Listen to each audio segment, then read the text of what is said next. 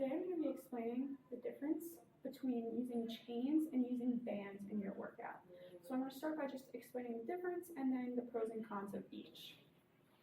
Adding bands and chains to your workout is going to make the resistance greater on your way up, but a little bit easier going down. So the bands work like a rubber band. On your way up, it's going to stretch and be harder to stretch, but on the way down, it's going to be easier to come back. The same works with the chains. So if, let's say you're doing a back squat, you'd put chains on each side just so that the bottom is barely skimming the ground.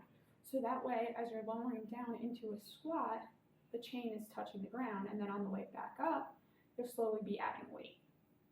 So bands are great for this because they're super convenient and easy to carry around.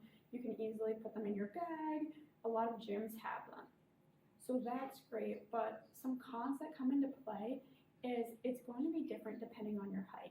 So I'm 5'6", using these bands is going to be a lot different for me than someone who, let's say, is 6'4", because as they get to the top, it's going to be a lot harder for them. So it makes it a lot harder to regulate the same exercise across the board depending on heights.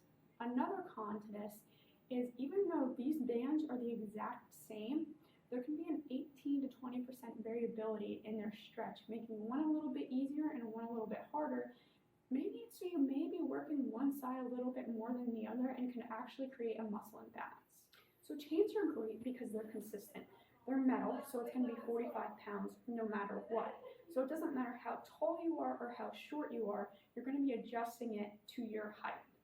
The cons to these is obviously they're really heavy, and for someone like me right now, I can't lift 45 pounds on each side of the barbell, so I wouldn't be able to use these. So obviously there's lighter chains, but they're expensive, and how many chains are you really going to buy?